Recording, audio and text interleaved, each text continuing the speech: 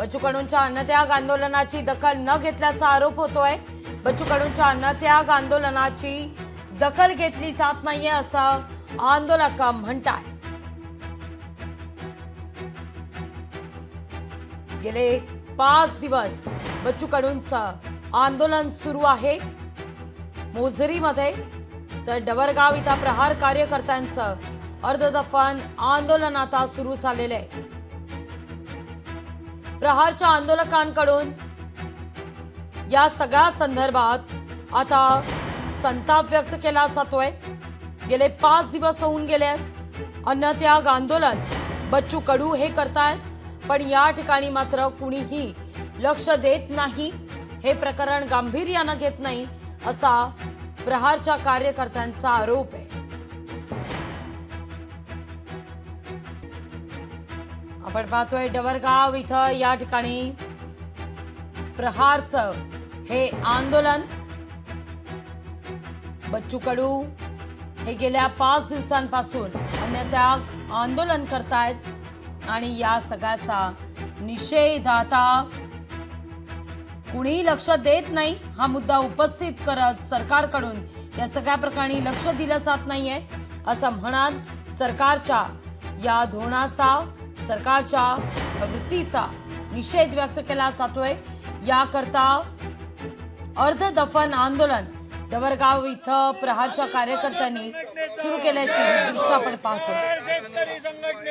संघटनेचे अध्यक्ष बच्चू कडू गेल्या 5 दिवसापासून जे आहे अमरावतीच्या गुरुकुंज मोझरीमध्ये अन्नत्याग आंदोलनाला बसलेले आहे, त्यालाच पाठिंबा म्हणून जे आहे प्रहारच्या कार्यकर्ते जिल्हाभरात आक्रमक झालेले आहे। मी सध्या अमरावतीच्या डवरगाव परिसरामध्ये आहे। या ठिकाणी जर आपण पाहिलं तर कार्यकर्त्यांनी जे आहे स्वतःला अक्षरशः या ठिकाणी अर्ध गाळून घेतलेले आहे। संपूर्ण दृश्य आहे अमरावती जिल्ह्यातील डवरगावचे हे आहे। आपण जर पाहिलं या ठिकाणी विविध मागण्यांचे जे फलक आहे हातात घेऊन जे आहे स्वतःला अर्ध जमिनी या ठिकाणी मातीमध्ये या ठिकाणी लोकांनी गाळून घेतलेला आहे आणि जोपर्यंत बच्चू कडूंच्या मागण्या पूर्ण होणार नाही तोपर्यंत आम्ही मागे हटणार नाही असा जो इशारा आहे कार्यकर्त्यांनी दिलेला। आपण जर पाहिलं त्या ठिकाणी संपूर्ण कार्यकर्त्यांची आहे स्वतःला अर्ध या ठिकाणी गाळून घेतलेला। आपण काही कार्यकर्त्यांशी बोलत आहोत, तर एकंदरीत काय सांगणार, काय मागणी आहे तुमची?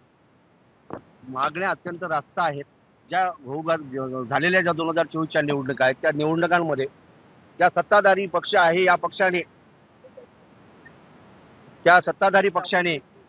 त्या सत्ताधारी पक्षाने ज्या आश्वासनं दिली आम्ही असं करू त्या पूर्ण गोष्टीवर सामान्य महाराष्ट्रातल्या जनतेने विश्वास केला आणि त्यांना पूर्ण सत्तेत बसवलं। त्या दिलेल्या आश्वासनाचं इम्प्लिमेंट व्हावं, त्याची अंमलबजावणी व्हावी एवढ्याच रास्त मागण्या घेऊन माननीय नामदार बच्चूभाऊ कडू उपोषणाला बसलेले आहेत। आज 5 दिवस झालेले आहेत। तब्येत खालावत आहे आणि जसजशी तब्येत खालावत जाईल तसं तसं या राज्याचं वातावरण सुद्धा हललेलं राहील। आणि मी तुम्हाला या तुमच्या वृत्तवाहिनीच्या माध्यमातून सांगू इच्छितो, आज आम्ही अर्धदफन केलेलं आहे। उद्या जर जगलो यातून वाचलो तर एकतर पूर्ण दफन करू, नाहीतर महाराष्ट्र राज्याच्या मुख्यमंत्र्याच्या कुठल्या तरी स्थितीत ते सिच्युएशन एकतर योग्य वेळी सांगितलेली जाईल आणि काहीतरी अपरिचित घटना घडेल आणि त्याला मी जबाबदार राहील असं मी या ठिकाणी सांगतो।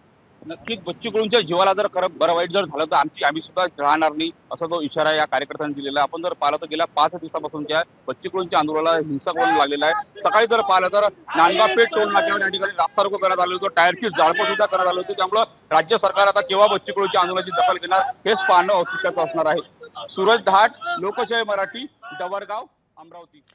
प्रहारच्या आंदोलकांकडून कधी रास्ता रोको केला जातोय, कधी महामार्ग अडवत टायर जाळले जात आहेत, कधी टॉवरवर चढून शोले स्टाईल आंदोलन केलं जात आहे, तर तिथं मोझरीतही या सगळ्या मुद्द्यावर बच्चू कडू गेल्या 5 दिवसांपासून अन्नत्याग आंदोलनाला बसलेले आहेत। आज त्यांचा मुलगा देखील देवा कडू या आंदोलनात सहभागी झालेला आहे। इतकं सगळं होऊन सुद्धा सरकार या मुद्द्याकडे लक्ष का देत नाही हा सवाल आता प्रहारच्या आंदोलकांकडून उपस्थित केला जातोय।